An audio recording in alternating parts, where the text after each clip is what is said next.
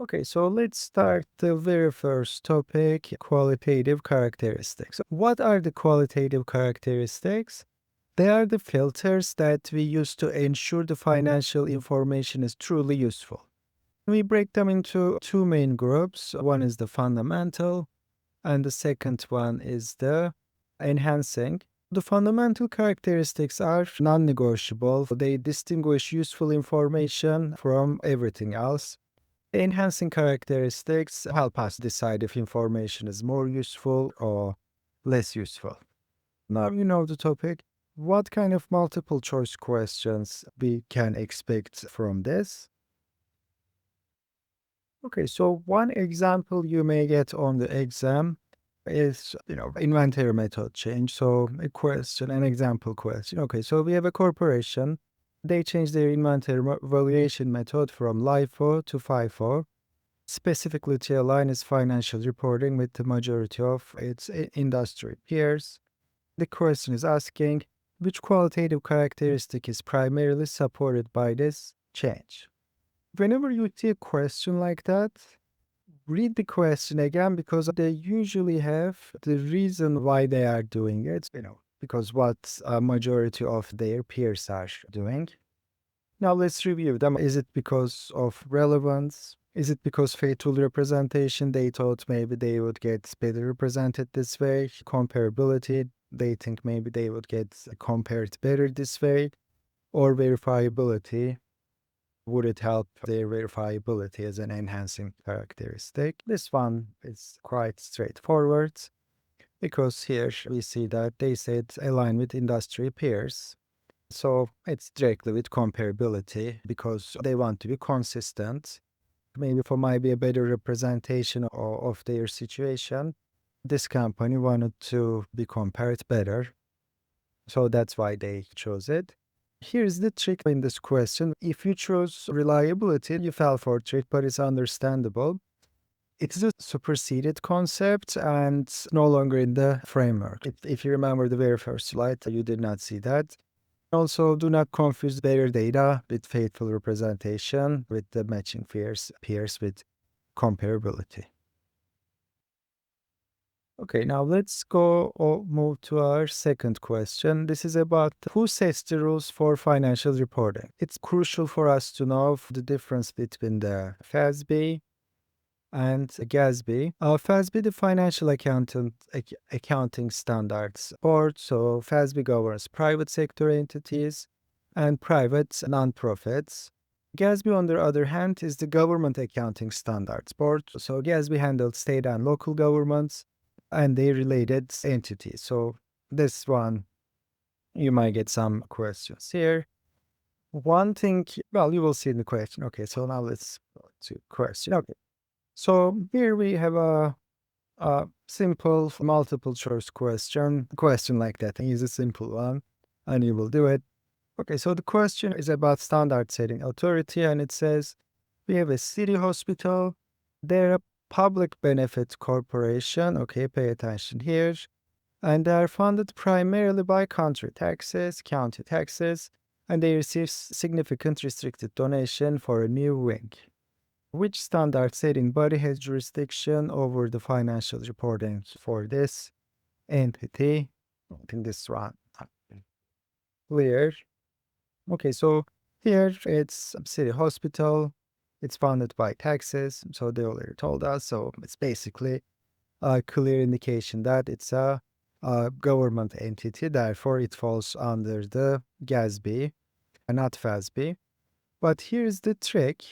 In the question, you can see a hospital, instead of maybe city hospital, what if they said St. Mary's Hospital?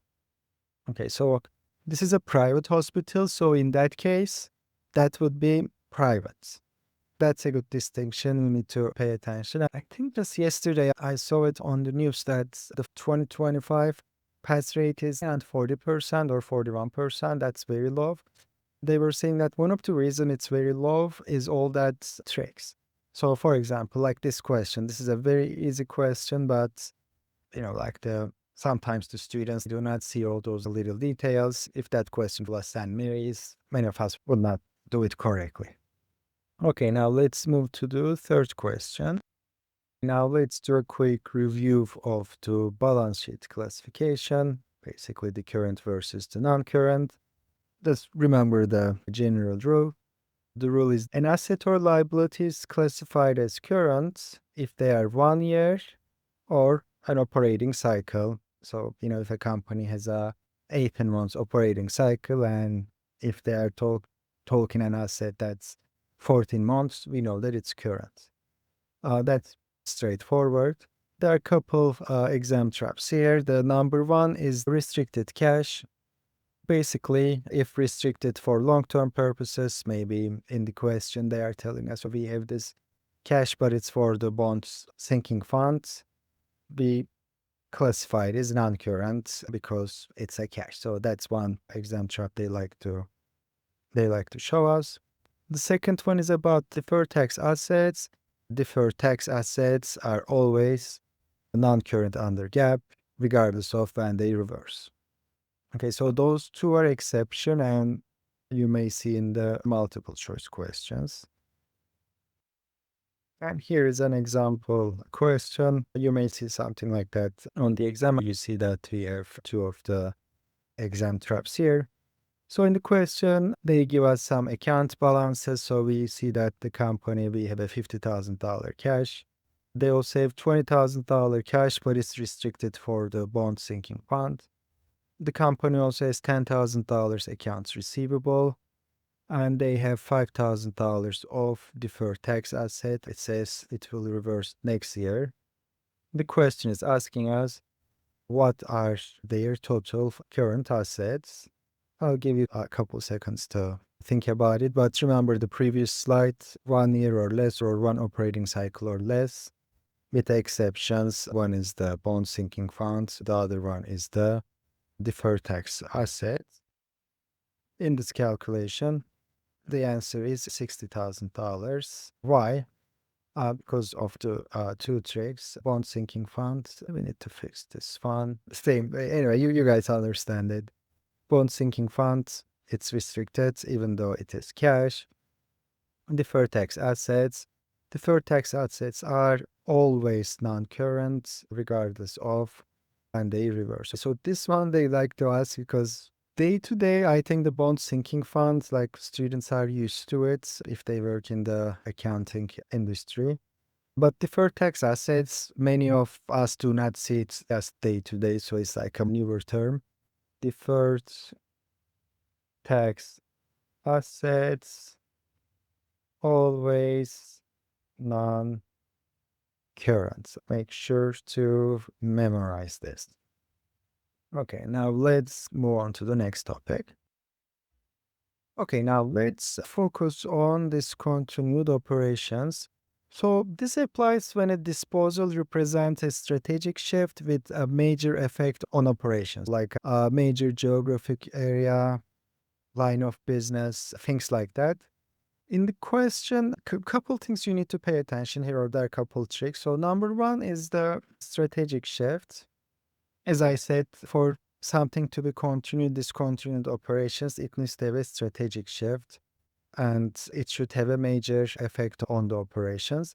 Sometimes in the questions, they say this company discontinued operations on XYZ, and it is 1% of the company's whole business in a strategic shift. So students see the strategic shift and they think, okay, this is a discontinued operation. They do not pay attention to the other portion of it. So this one, pay attention. It must have a major effect on the operations and financial reports, financial results. And when we see the discontinued operations, we report it differently on the income statement. So we report it below our income from continued operations. And we also report it as net of tax. I think a better way to explain it. Gross amount gives us better information, but when it comes to discontinued operations, we want to tell the readers of the financial statement, okay, this is one and end. You won't see it anymore. So for simplicity, this is presented net of tax. Here is a multiple choice example for this one. It says the company decides to sell division Z. It represents a strategic shift. And the following data is available for the company. Okay, so the company had an operating loss of $100,000. That's probably the reason why they decided to sell it. From the gain on disposal, they had a $40,000 gain. When we look at the net here, we see the 60,000. And it says they have a tax rate of 25%. The question is, what amount should be reported as discontinued operations? So here it also says net of tax, but usually they do not say it. We have 4 options. We got the difference and we calculate net of tax. If you are ready, let's do it. Okay. So this one, the answer is $45,000. It was $60,000 difference and 25% tax rate, 45,000. And the company had $100,000 operating loss. And we said they had a gain on disposal for $40,000. So we had a pre-tax loss of $60,000. So from this one, we got a tax benefit of $15,000. Why? Because 25% tax rate. So the net loss is 45,000. The trick here is, as I mentioned before, this must be reported as a net of tax. In the questions, they all say the $60,000 option. Students are used to our income statement. It's reported as a gross amount. So usually, sometimes students miss this one. Okay, now we are moving on to topic 5. Our topic is other comprehensive income. This one is distinct from net income. And we also have the term comprehensive income. There are 3 different terms and can be confusing. So first we know the net income from the income statement. Net income plus other comprehensive income makes the comprehensive income. What is the other comprehensive income then? So those are basically the items. They bypass the income statement. They are not truly related to companies' operations, but somehow they affect the final results. Well, and we usually remember them with the PUFI mnemonic, P-U-F-I. And what are they? Pension adjustments. At the end of the year, maybe there was a adjustment based on the service cost or the prior service. If they have an unrealized gain or loss from available for sale securities. Okay, so here we need to pay attention, available for sale. So if it was investments not for available for sale, it would not go here. But if an unrealized gain and loss from available for sale securities, it goes here. Foreign currency items, a lot of companies operate internationally. Sometimes, like maybe there was a company working in Venezuela and unfortunately what happened affects their bottom line. So this needs to be reported on the financial statements. An instrument-specific credit risk, maybe the company's credit score goes higher or lower, and that affects their interest rate. Okay, so we did the review. Now let's do a question. Okay, so the question is, consider the following unrealized gain and losses. The company has an unrealized gain on available for sale securities. And then the company also an unrealized gain on trading securities. And then they also have a foreign currency transaction gain. Okay, like 1, 2, 3. Okay, so it says, which of the above items are reported in the other comprehensive income? So basically, one of them is in the other comprehensive income and one of them is not. That's what they're asking. The foreign currency translation, that's F is the foreign currency. If you all chose your answer, let's review it. The answer is 1 and 3. Because one is the available for sale debt securities and the other one is the foreign currency transaction. For the other one, the second one, that's the trading debt securities. Those go to income statements. You might remember we are more familiar with the income statement. You always see the trading securities go there. And equity securities, unrealized gain and losses. Okay, now let's do a quick review of the statement of cash flow of the operating activities indirect method, where majority of the CPA exam questions will appear from this topic. When you see a question like that, most of the time they give you a statement and they tell you, okay, it's an accrual basis and we are converting into cash basis. How do we do that? The formula is we usually get the net income from the accrual basis.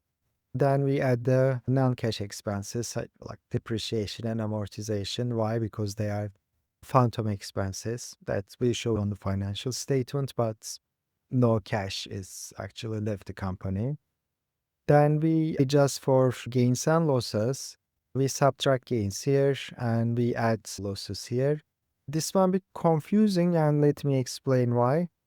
So if a company has a gain and losses from selling items, the difference between revenue and gain. If there's a gain, it must be from investing activities, not from the operating activities.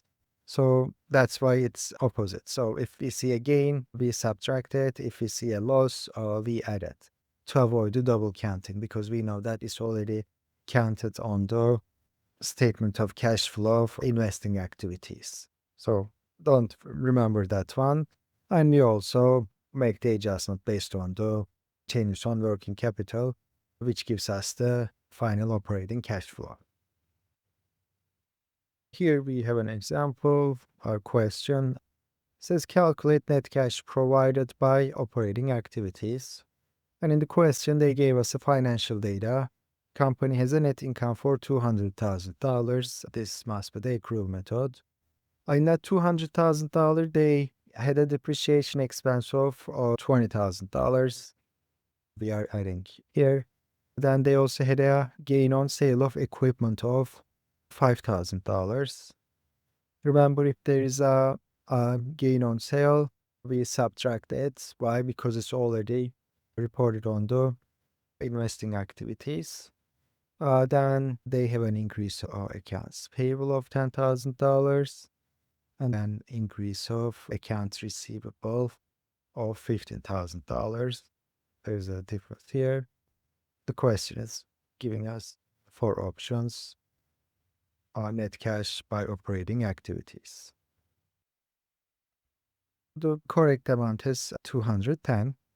Earlier, we start with the net income, then systematically we adjust it. First, we added the depreciation because it's a non-cash expense. Then we subtract the gain on sale because that cash flow is an investing activity and not operating. Then for working capital, an increase in an accounts payable is a source of cash. So we got more debt to other people, but we kept the cash. That's why we added. And then increase in accounts receivable means that cash was used, conversely. We subtract it here. The trick is remembering the rules. For assets, the cash moves opposite to the change. For liability, cash moves in the same direction.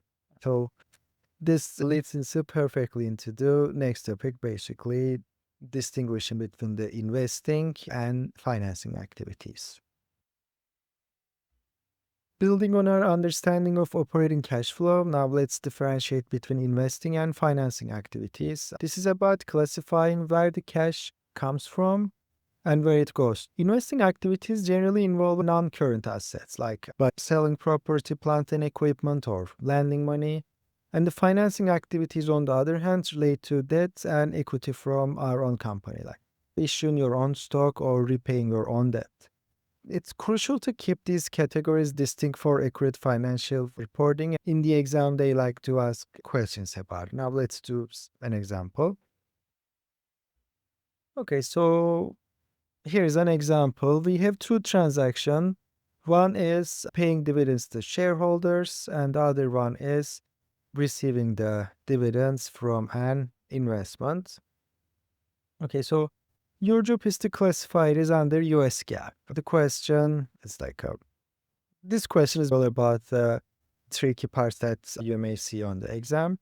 Remember the core definition, how these cash flows fit into investing or financing.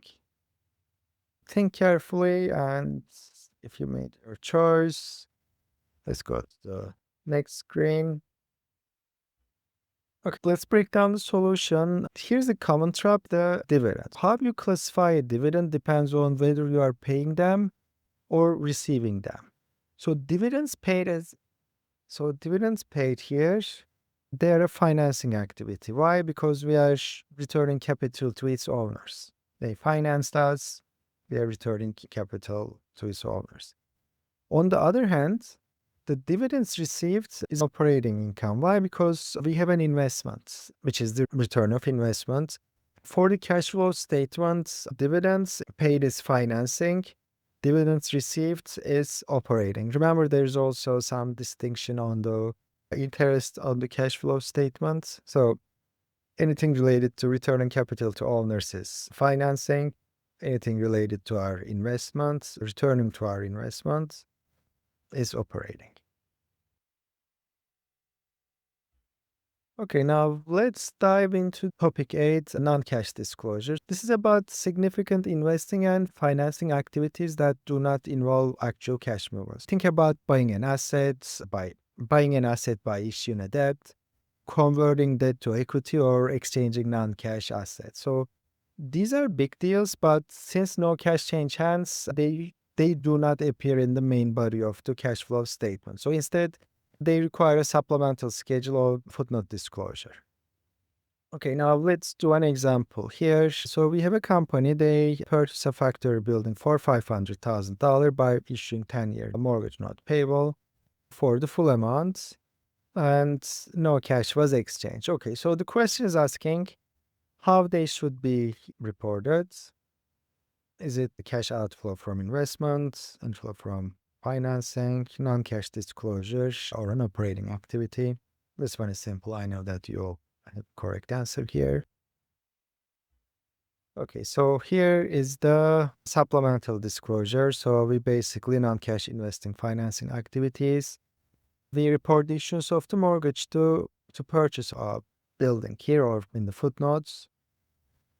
Even though it's a major transaction, no cash moves. And the name of the statement is the cash flow statement. So if there's no cash moves, we do not show it. It doesn't matter how big it is, it goes to footnote. Okay, now let's talk about filing deadlines. When are those deadlines are? And mainly we are talking about for the annual reports of 10K and the quarterly reports of 10Q. You might get a question about it. They might ask you when is the filing deadline for the 10Q for an accelerated company or non-accelerated company.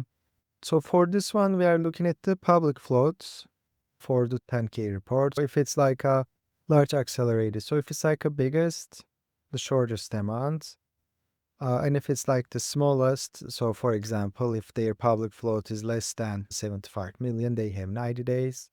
On the other hand, if it's 700 million, it's 60 days. If it's in between, it's 75 days.